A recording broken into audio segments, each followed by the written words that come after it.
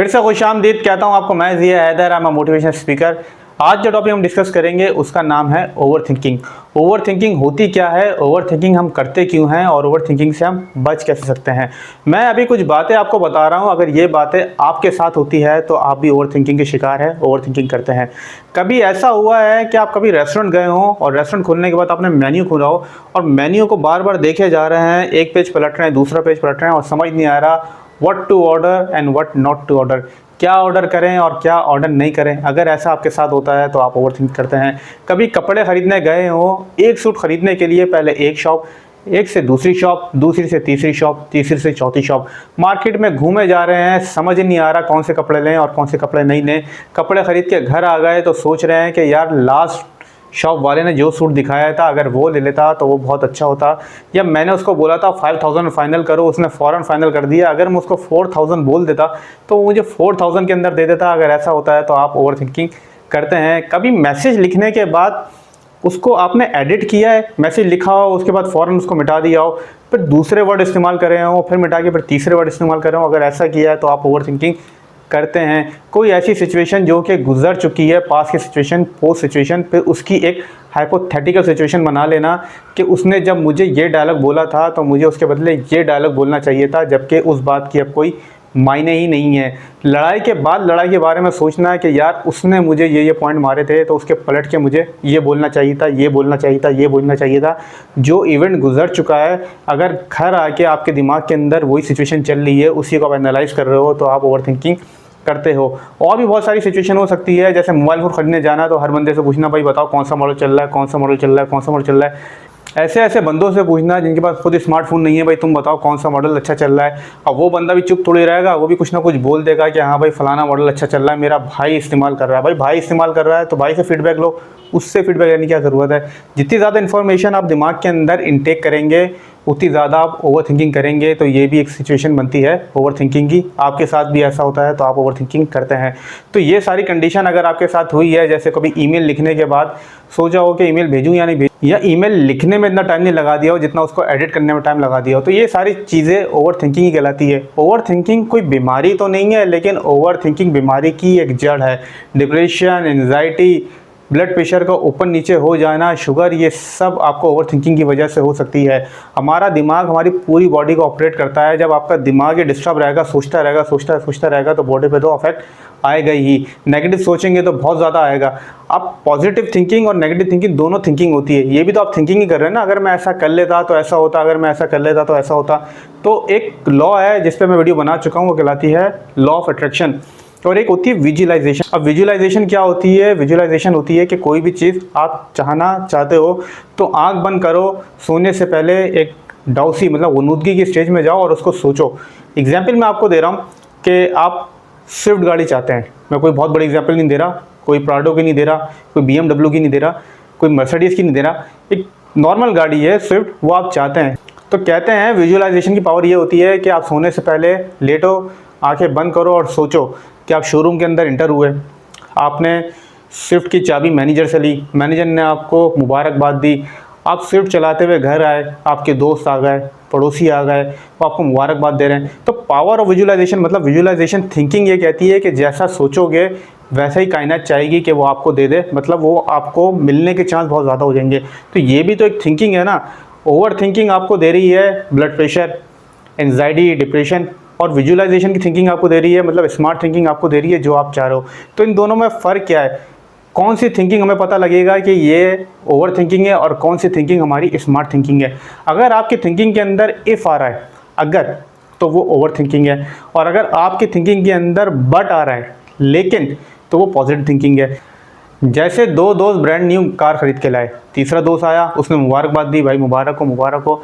अगर कोई तुम्हारी गाड़ी को मारते तो क्या करोगे? उस दोस्त ने फ़ौरन बोला कोई मेरी गाड़ी को ठोक के तो दिखाए, मैं उसको ठोक दूंगा, बहुत मारूंगा, इतना कोटूंगा, खुद अलग कोटूंगा, दोस्तों से अलग कटवाऊंगा, फिर उसको थाने वन करवाऊंगा, थाने वन करवा के उस पर कोर्ट केस चलाऊंगा और मेरी पूरी कोशिश होगी कि उसको ज़्यादा सज़ा मिले।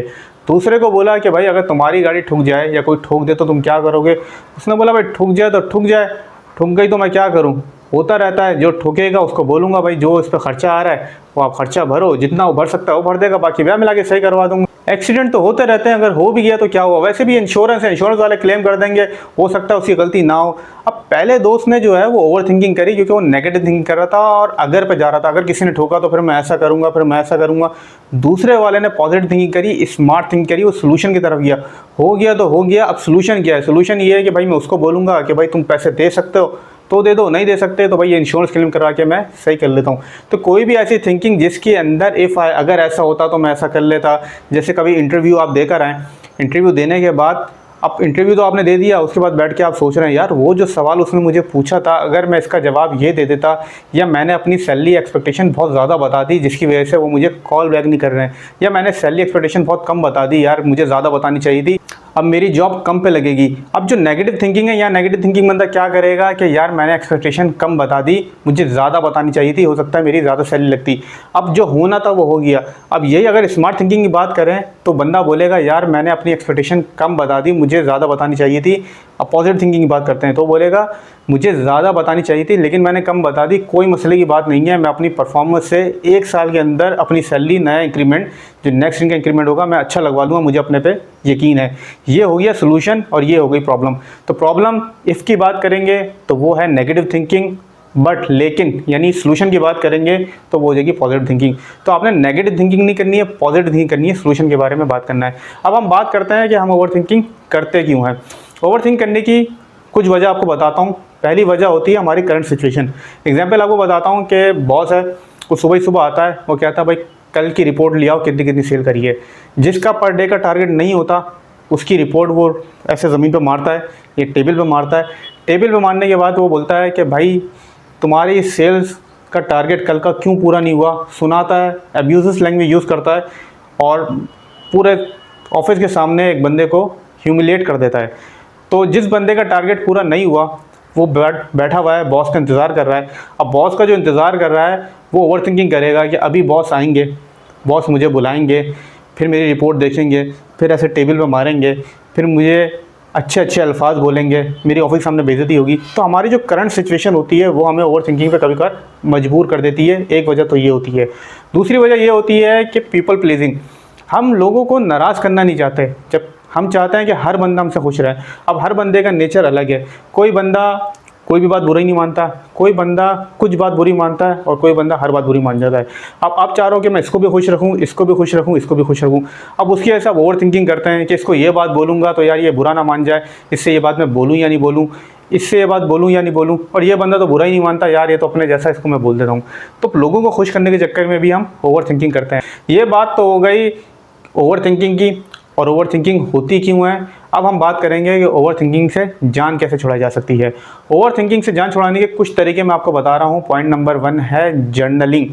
जर्नलिंग मतलब एक पेपर लें और एक पेन अपने साथ रखें।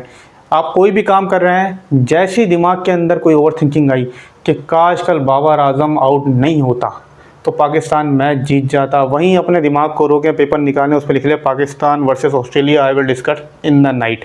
मैं ये नाइट पे डिस्कस करूँगा कि पाकिस्तान ऑस्ट्रेलिया का मैच क्या हुआ। उस पर दोबारा अपने काम पे लग जाएं। फिर जैसे कोई आ जाए कि यार मैंने बॉस को ईमेल भेजी थी, बॉस ने मेरे बारे में क्या सोचा होगा, रिप्लाई क्यों नहीं किया, वो लिख दें भाई मैं रात में सोचूंगा कि बॉस ने मुझे रिप्लाई क्यों नहीं किया होगा। फिर अपने काम पे लग जाए।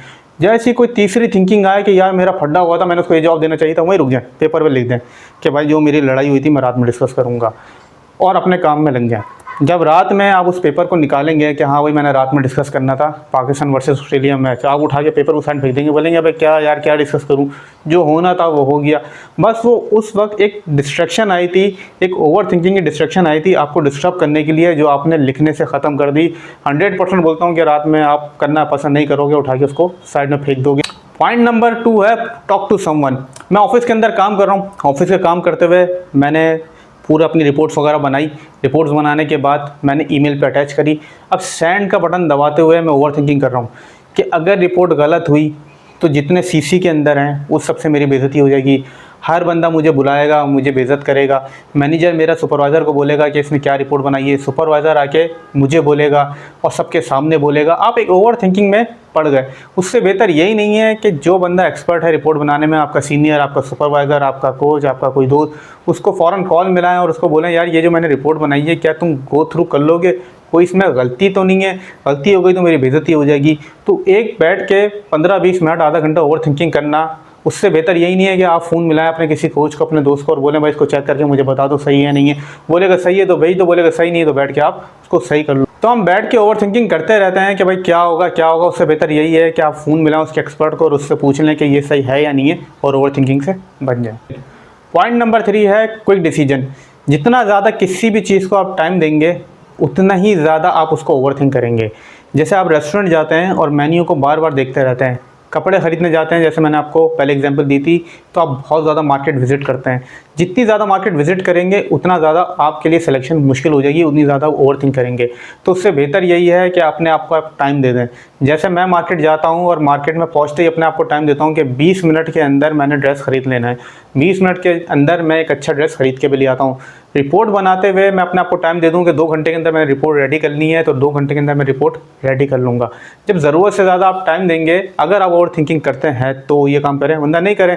क्या ज़रूरत है अपने आप को टाइम देने की? अगर आप ओवर थिंकिंग करते हैं तो उससे बचने के लिए आप एक टाइम अपने आप को दे दें, उस टाइम के अंदर वो काम करके ख़त्म कर देंगे तो आप ओवर थिंकिंग से बच जाएंगे। पॉइंट नंबर 4 है लिमिटेड इन्फॉर्मेशन इनटेक। ये बहुत ही ज़रूरी पॉइंट है, बहुत इंपॉर्टेंट पॉइंट है। आप सोचते क्या हैं? आप वो सोचते हो जो आपके दिमाग के अंदर होता है।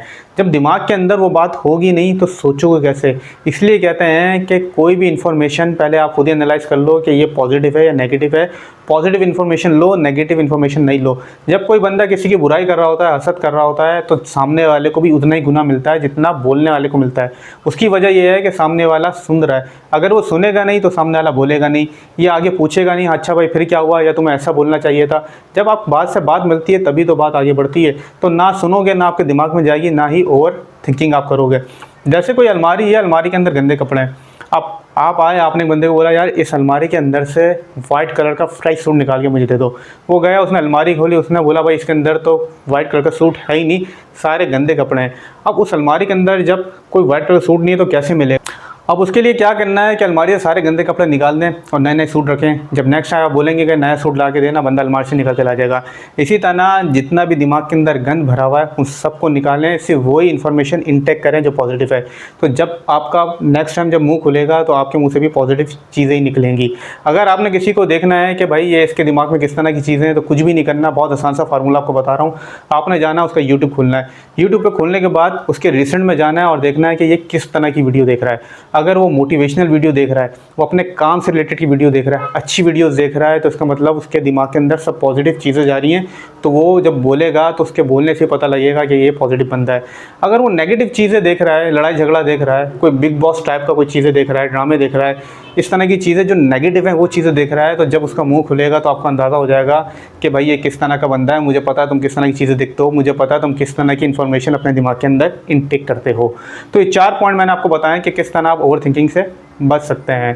तो टॉपिक को यहाँ ख़त्म करते हैं। हमारा टॉपिक था ओवर थिंकिंग। मैंने आपको बताया ओवर थिंकिंग होती क्या है, ओवर थिंकिंग करते क्यों हैं, और ओवर थिंकिंग से कैसे बचा जा सकता है। उम्मीद करता हूँ ये वीडियो आपको पसंद आई होगी। चैनल को सब्सक्राइब करना बिल्कुल ना भूलिएगा। Thank you.